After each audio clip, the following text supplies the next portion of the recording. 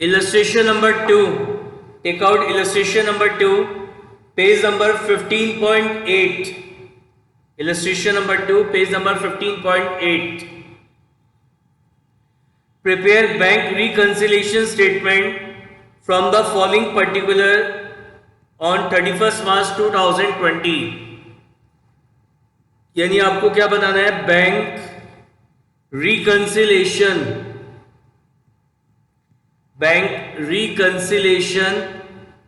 Statement बताना है. Bank reconciliation statement as on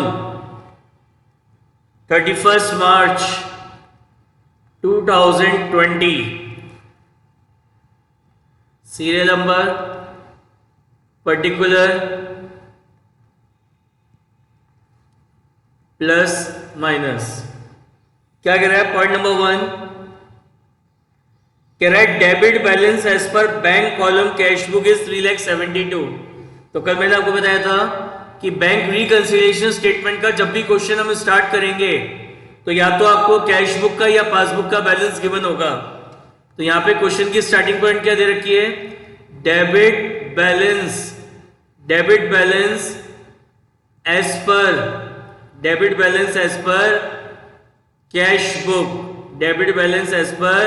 cash book. तो starting point of the question is debit balance as per cash book. तो जो debit balance होता है cash book में, ये क्या शो कर रहा है? ये बैंक बैलेंस शो कर रहा है. It shows cash at bank.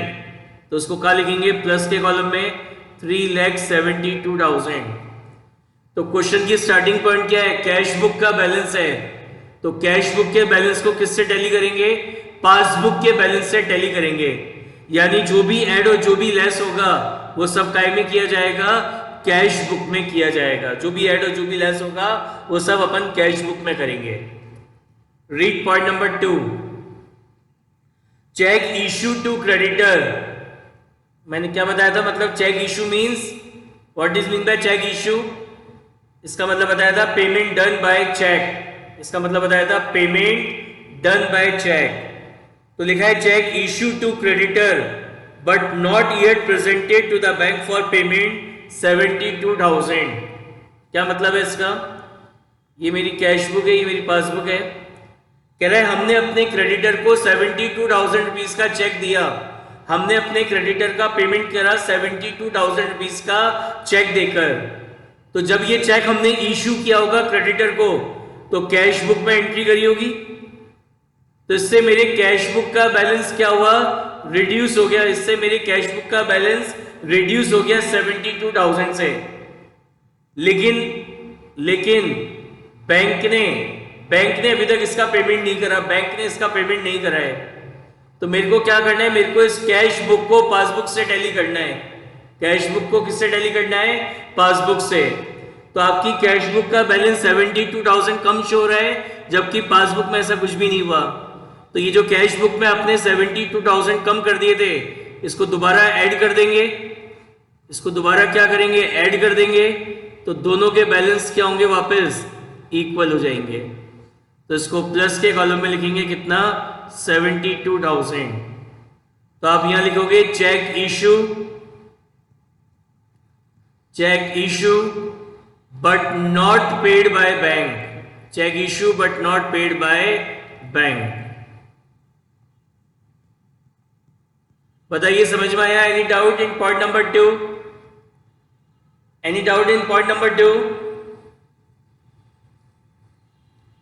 Next, now read point number 3. Point number 3, dividend receive by the bank. Dividend कौन देता है? कंपनी देती है. जैसे अगर आपने किसी कंपनी के कोई शेयर्स खरीद रखे हैं तो उसके बदले में कंपनी जो आपको रिटर्न देती है वो डिविडेंड कहलाता है. तो ये डिविडेंड एक तरीके से आपकी इनकम है. तो dividend receive by the bank but not enter in the cash book 5,000. इसका मतलब क्या है कि जिस भी कंपनी में आपने इन्वेस्टमेंट कर रखा था उस कंपनी से आपके बैंक ने क्या करा? डिविडेंड कलेक्ट करा और डिविडेंड कलेक्ट करके आपके अकाउंट में, आपके बैंक अकाउंट में डिपॉजिट करा दिया. तो इससे क्या हुआ होगा? इससे आपकी पासबुक का बैलेंस 5,000 रुपीज से इंक्रीज हो गया. लेकिन इसकी एंट्री कैश बुक में नहीं करी। तो अगर अब स्टार्टिंग पॉइंट क्या है, कैश बुक है, तो कैश बुक के बैलेंस को पासबुक से टैली करना है। तो कैसे टैली करें, मैं कैश बुक में भी 5000 रुपीज ऐड कर दूं, तो इससे क्या होगा, इससे दोनों का बैलेंस क्या होगा, इक्वल हो जाएगा। तो इसको प्लस के कॉलम में लिखेंगे 5000। यहाँ क्या लिखेंगे, dividend collected by bank, dividend collected by bank, कितना, 5000। बताइए समझ में आया पॉइंट नंबर 3? समझ में आ गया? किसी को कोई डाउट पॉइंट नंबर 3 में? Now read point number 4। Interest allowed bye the bank 1250। Bank ने हमें इंटरेस्ट दिया 1250 रुपीज का, बैंक ने हमें 1250 रुपीज का इंटरेस्ट दिया, तो यानी बैंक ने इसकी एंट्री पासबुक में कर दी होगी। तो इससे आपकी पासबुक का बैलेंस 1250 रुपीज से इंक्रीज हो गया, लेकिन कैश बुक में इसकी एंट्री हुई नहीं। तो अब आपको क्या करना है, अपनी कैश बुक का बैलेंस पासबुक से टैली करना है। कैश बुक का बैलेंस किससे टैली करना है, पासबुक से टैली करना है। तो हम इस पासबुक में भी क्या करेंगे, 1250 रुपीज ऐड कर देंगे, तो दोनों का बैलेंस क्या होगा, इक्वल आ जाएगा। तो इसको प्लस के कॉलम में लिखेंगे 1250। यहां क्या लिखोगे आप, इंटरेस्ट अलाउड बाय बैंक,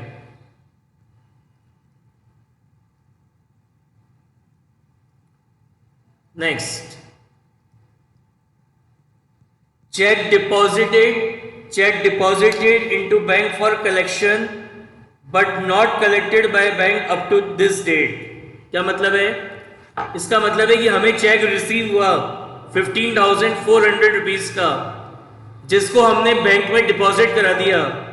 तो जब ये चेक आपने बैंक में डिपॉजिट कराया होगा, तो अपनी कैश बुक में एंट्री करी होगी 15,400 से, तो इससे आपकी कैश बुक का बैलेंस इंक्रीज हो गया 15,400 से, लेकिन बैंक ने अभी तक इसको कलेक्ट नहीं करा, मतलब पासबुक में कुछ भी नहीं हुआ। तो अब आपको कैश बुक का बैलेंस पासबुक से मिलाना है। तो आपकी कैश बुक का बैलेंस 15,400 से इंक्रीज हो रखा है, तो क्या करो, इसमें से ये 15,400 क्या करो, माइनस कर दो, तो ये दोनों के बैलेंस क्या होंगे, इक्वल आ जाएंगे। तो अब इसको माइनस में लिखेंगे कितना, 15,400। तो अब यहां पे लिखोगे check deposited but not collected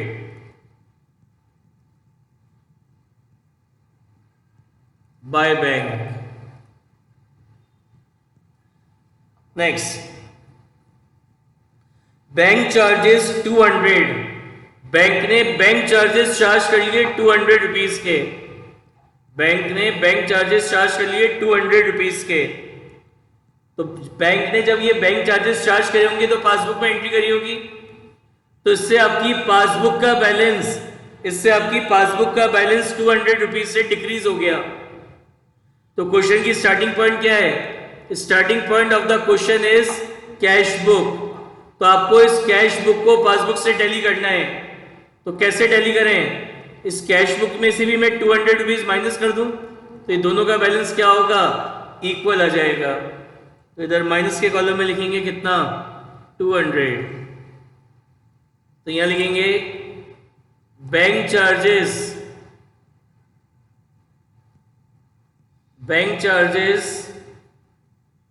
charged by bank, कितना, 200। नेक्स्ट, कोई डाउट यहां तक किसी को, किसी भी पॉइंट में? यहां तक सबको सब क्लियर है, सबको समझ में आ गया? कुछ भी समझ में नहीं आया तो आप अनम्यूट करके पूछ सकते हैं। Next, cheque deposited into bank was dishonoured but no intimation was received 320। क्या मतलब है कि हमें चेक रिसीव हुआ, कितने का चेक रिसीव हुआ, 320 का। हमने उसे बैंक में डिपॉजिट कराया, तो बैंक में डिपॉजिट कराया तो कैश बुक में एंट्री करी, तो इससे मेरी कैश बुक का बैलेंस 320 रुपीज से इंक्रीज हो गया। लेकिन कह रहा है ये चेक तो डिसऑनर्ड हो गया और इसकी इंफॉर्मेशन हमें नहीं मिली। तो चेक डिसऑनर्ड हो गया तो पासबुक में थोड़ी बैलेंस बढ़ेगा, पासबुक का बैलेंस तो उतना ही रहेगा। तो क्वेश्चन की स्टार्टिंग पॉइंट क्या है, कैश बुक है। तो कैश बुक को अगर पासबुक से टैली करवाना है तो ये जो 320 रुपीज आपने इंक्रीज कर दिए, मैं इसमें से ये माइनस कर दूं तो ये दोनों का बैलेंस क्या होगा, इक्वल हो जाएगा। तो इसको माइनस में लिखेंगे कितना, 320। यहां क्या लिखोगे, check deposited dishonoured, check deposited dishonoured.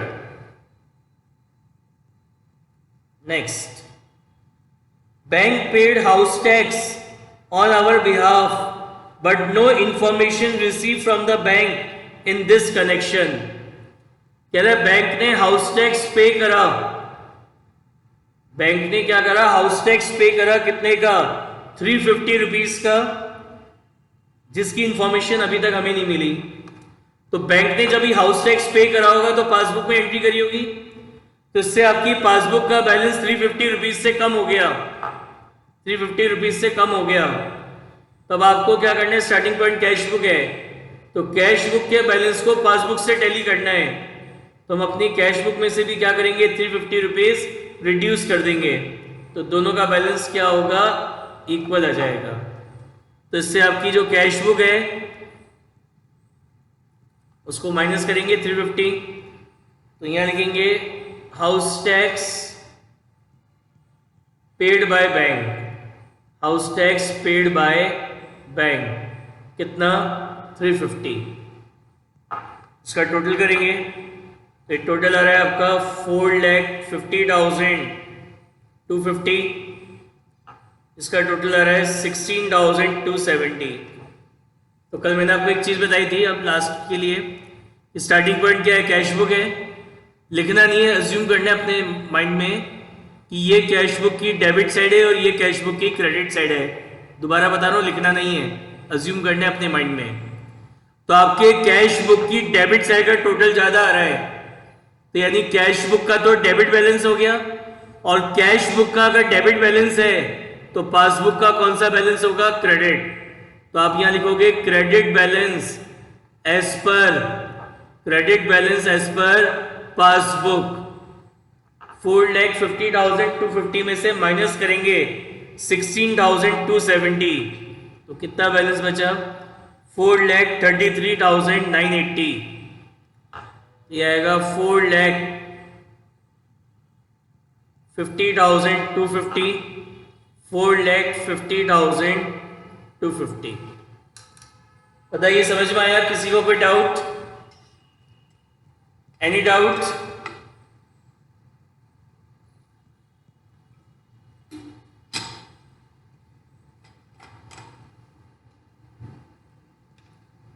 Now take out illustration number 3. Illustration number 3. On 30th June 2016, the bank column of Anil cash book show a balance of 8250. On examination of the cash book and bank statement, you find that, ये सब पता लगा, कह रहा है prepare bank reconciliation statement on 30th June 2016. तो यहां पे अपन लिखेंगे बैंक रिकंसिलेशन,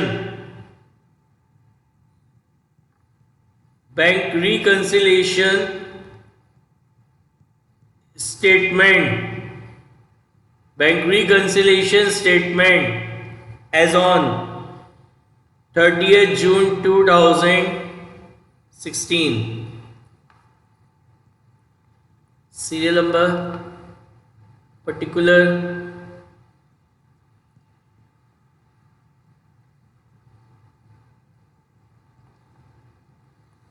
प्लस माइनस, क्या लिखा है, on 30th June 2016 the bank column cash book show a balance of 8250। अब क्वेश्चन में आपको ये बता नहीं रखा whether it is a debit balance of the cash book और it is a credit balance of the cash book. तो silence के केस में इसको क्या अज्यूम करना है, कल बताया था, याद है क्या किसी को? आपको क्वेश्चन में बता नहीं रखा whether it is a debit balance और क्रेडिट बैलेंस। Very good. तो साइलेंस के केस में आप इसको क्या अज्यूम करेंगे? साइलेंस के केस में आप इसको अज्यूम करेंगे कि it is the debit balance, it is the debit balance of the cash book. तो क्वेश्चन की स्टार्टिंग में दे रखा है debit balance as per, debit balance as per cash book, debit balance as per cash book. तो question की starting point क्या है? कैश बुक है। कितना दे रखा है डेबिट बैलेंस कैश बुक का? 8250। तो starting point of the cash book is, starting point of BRS is cash book. तो स्टार्टिंग पॉइंट कैश बुक है, तो कैश बुक के बैलेंस को किससे टैली करेंगे? पासबुक से। यानी जो भी एडजस्टमेंट्स होंगे प्लस और माइनस के, all adjustments can be done in the cash book, right? Now read point number 1. Out of the total checks amounting to 8,000 issue, checks amounting to 5,800 has been presented for payment up to 30th June 2016. सुनना बहुत ध्यान से, ये cash book है, ये passbook है। अपन को क्या देखना है कि जिस डेट को अपन बीआरएस बना रहे हैं उस डेट को मेरी कैश बुक और पासबुक का क्या बैलेंस था वो देखना है। तो अपन ने टोटल 8,000 रुपीज के चेक इश्यू करे, चेक इश्यू करे मतलब चेक से पेमेंट किया। तो जब ये चेक इश्यू करे होंगे तो कैश बुक में एंट्री करी होगी, तो इससे आपकी कैश बुक का बैलेंस क्या हुआ? रिड्यूस हो गया। चेक इश्यू करे मतलब चेक से पेमेंट किया, तो इससे आपकी कैश बुक का बैलेंस रिड्यूस हो गया 8,000 रुपीज से। लेकिन 30th जून तक बैंक ने कितना पेमेंट किया? बैंक ने इस 8,000 में से 5,800 का ही पेमेंट किया। यानी पासबुक का बैलेंस कितने से कम हुआ? पासबुक का बैलेंस रिड्यूस हुआ केवल कितने से? 5,800 से। तो यानी दोनों में कितने का डिफरेंस हो गया? दोनों में डिफरेंस हो गया 2,200 का। कितने का डिफरेंस हो गया? 2,200। तो स्टार्टिंग पॉइंट क्या है? What is the starting point? Cash book. तो कैश बुक को पासबुक से मिलाना है, तो आपकी कैश बुक का बैलेंस तो कितना कम शो हो रहा है? 8,000 से, जबकि पासबुक का बैलेंस केवल 5,800 से रिड्यूस हुआ है। तो मैं क्या करूं? मैं इस कैश बुक में 2,200 दोबारा ऐड कर दूं, 2,200 रुपीज दोबारा ऐड कर दूं, तो इन दोनों का बैलेंस क्या होगा? इससे इक्वल आ जाएगा। क्या होगा? इक्वल आ जाएगा। तो इसको प्लस के कॉलम में लिखेंगे 2,200। तो यहां पे आप क्या लिखोगे? Cheque issue but not paid bye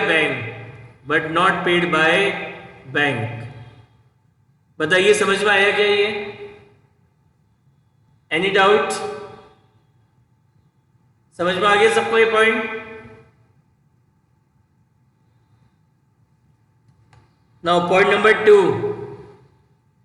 out of the total cheques amounting to 6,000 sent to bank for collection, checks of 4,100 is credited up to 30th June 2016. तो ये मेरी कैश बुक है, ये मेरी पासबुक है। कह रहा है मैंने बैंक में 6,000 रुपीज के चेक्स बैंक में डिपॉजिट कराए। तो जब ये चेक मैंने बैंक में डिपॉजिट कराए होंगे तो कैश बुक में एंट्री करी होगी, तो इससे आपकी कैश बुक का बैलेंस इंक्रीज हो गया। 30th जून को आपकी कैश बुक का बैलेंस इंक्रीज हो गया 6,000 से। Cheques of 4,100 has been credited in the passbook, लेकिन 6,000 में से बैंक ने 30th जून तक कितना कलेक्ट करा? 4,100 रुपीज ही कलेक्ट करा।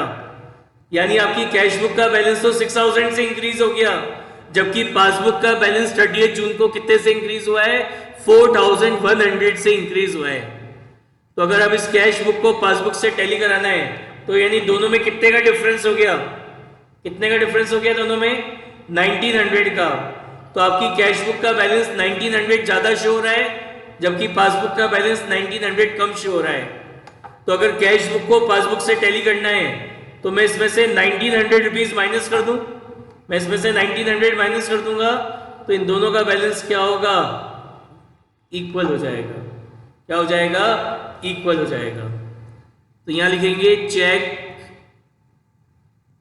Deposited but not collected by bank, but not collected by bank, but not collected by bank कितना 1900। बताइए समझ में आया? किसी को कोई डाउट? Is it clear?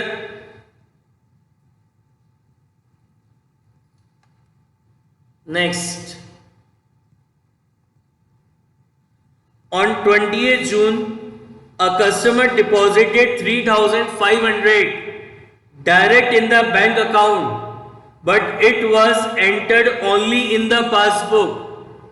कह रहा हमारा एक कस्टमर है, उसने क्या करा, सीधे हमारे बैंक में 3,500 डिपॉजिट करा दी है, तो यानी इसकी एंट्री पासबुक में तो हो गई, तो यानी इससे आपकी पासबुक का बैलेंस इंक्रीज हो गया 3,500 से। कह रहा है कैश बुक में इसकी एंट्री नहीं हुई। तो क्वेश्चन का स्टार्टिंग पॉइंट क्या है? कैश बुक है, तो कैश बुक को पासबुक से टैली करना है। तो कैसे टैली करेंगे? जब इसमें 3,500 रुपीज ऐड हो जाएगा तो इस कैश बुक का बैलेंस पासबुक से टैली हो जाएगा, ये दोनों बैलेंस क्या होंगे? इक्वल हो जाएंगे। तो ये ऐड करेंगे 3,500, तो यहां लिखेंगे customer directly deposit in our bank. समझ में आया? Next, debit side of the cash book bank column has been overcast by 100। अब ये इंपॉर्टेंट है, इसको इंपॉर्टेंट टेक कर लो, इस ट्रांजैक्शन को सुनना ध्यान से बहुत। कह रहा है debit side of the Anil cash book bank column overcast by 100। तो पहले तो मेरे को ये बताओ कि जो कैश बुक की डेबिट साइड है, जो कैश बुक की डेबिट साइड है वो रिसिप्ट होती है या पेमेंट होती है? कैश बुक की debit side is the receipt of payment. क्या होती है? रिसिप्ट होती है। कह रहा है कैश बुक की जो डेबिट साइड है वो ओवरकास्ट है। ओवरकास्ट मतलब ज्यादा, यानी कैश बुक की डेबिट साइड 100 रुपीज ज्यादा शो हो रही है, या फिर मैं ये बोल सकता हूं कि कैश बुक में 100 रुपीज से रिसिप्ट ज्यादा शो हो रही है। कैश बुक में 100 रुपीज से रिसिप्ट ज्यादा शो हो रही है। तो कैश बुक में रिसिप्ट ज्यादा शो होने से, कैश बुक में रिसिप्ट 100 रुपीज से ज्यादा शो होने से आपकी कैश बुक का बैलेंस इंक्रीज होगा या डिक्रीज हो जाएगा?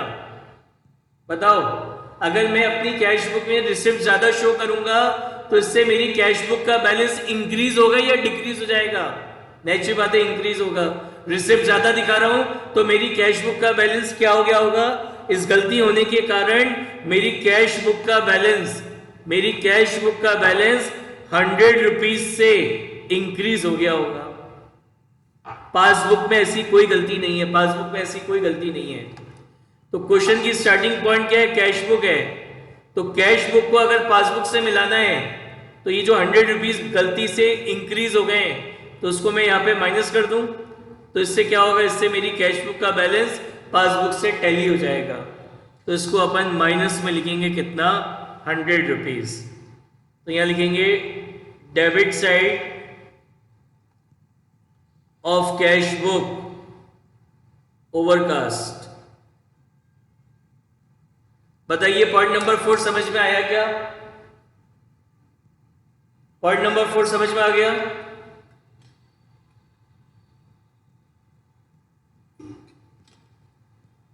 Next, point number 5, no entry has been made in the cash book for the rent of rupees 800 paid by the banker according to the annual standing instructions. कह रहे हमारे कहने पर बैंक ने क्या करा? 800 रुपीज का रेंट पे कर दिया, जिसकी एंट्री कैश बुक में नहीं करी। तो ये मेरी कैश बुक, ये पासबुक। हमारे कहने पर बैंक ने हमारा 800 का रेंट पे कर दिया, तो बैंक ने जब 800 का रेंट पे करा होगा तो पासबुक में एंट्री करी होगी, तो इससे आपकी पासबुक का बैलेंस 800 रुपीज से डिक्रीज हो गया। लेकिन इसकी एंट्री कैश बुक में नहीं हुई, इसकी एंट्री कैश बुक में नहीं हुई। तो अब अगर कैश बुक को पासबुक से टैली कराना है तो मैं क्या करूं? ये 800 इसमें से माइनस कर दूं, तो तो ये दोनों का बैलेंस क्या होगा, ये दोनों का बैलेंस क्या होगा, इक्वल आ जाएगा। तो ये 800 इसमें से क्या करेंगे, माइनस कर देंगे। तो यहां लिखेंगे रेंट पेड बाय बैंक। समझ में आ गया point number 5। Now point number 6, point number 6, passbook show a credit of 320 for interest and debit of 40 for bank charges but this have not been entered in the cash book. तो दो चीजें हम इसके अंदर, पहले पहली चीज की बात करते हैं। क्या कह रहा है कि the passbook show a credit of 340 for interest. कोई बताएगा पासबुक की क्रेडिट साइड, पासबुक की क्रेडिट साइड रिसिप्ट होती है, पेमेंट होती है? पासबुक की credit side is the receipt of payment. Yes, वो हमारे लिए क्या होती है, रिसिप्ट होती है। तो पासबुक की क्रेडिट साइड में 320 रुपीज का इंटरेस्ट शो हो रहा है। तो इसका क्या मतलब है, इसका मतलब है कि बैंक ने हमें 320 रुपीज का इंटरेस्ट दिया है, हमने बैंक से 320 रुपीज का इंटरेस्ट रिसीव करा है।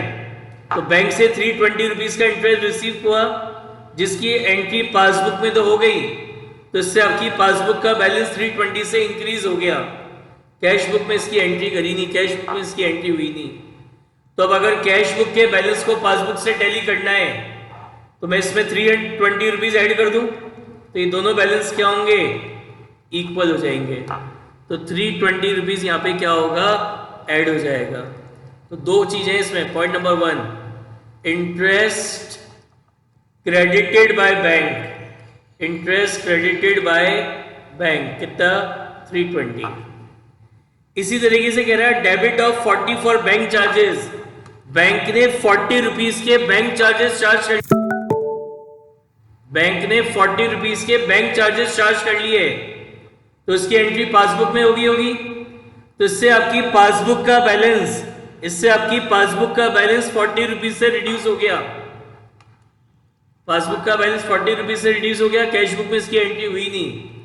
तो अब अगर कैश बुक को पासबुक से टैली करना है तो मैं कैश बुक में भी सिर्फ 40 रुपीज माइनस कर दूं, 40 रुपीज माइनस कर दूं, तो ये दोनों का बैलेंस क्या होगा, इक्वल आ जाएगा। तो ये 40 रुपीज यहाँ पे क्या होंगे, माइनस होंगे। तो यहाँ लिखोगे आप bank charges charged by bank, bank charges charged by bank कितना, 40। टोटल करेंगे तो ये आएगा 14,270 और ये आएगा 2840। अब क्वेश्चन की स्टार्टिंग पॉइंट क्या है, कैश बुक है। तो क्या बताया था अपने मन में अज्यूम करना है कि it is the debit side of the cash book, it is the debit side of the cash book and it is the credit side of the cash book. तो आपकी कैश बुक की debit side का total ज्यादा आ रहा है, तो cash book का तो डेबिट बैलेंस हो गया, और कैश बुक का अगर डेबिट होगा तो पासबुक का क्या होगा, क्रेडिट। तो आप यहां लिखोगे credit balance as per passbook, credit balance as per passbook. तो दोनों में डिफरेंस आ रहा है कितने का, दोनों में डिफरेंस आ रहा है 11,430 का। ये टोटल हो जाएगा 14,270। बताइए क्वेश्चन समझ में आया, किसी को कोई डाउट?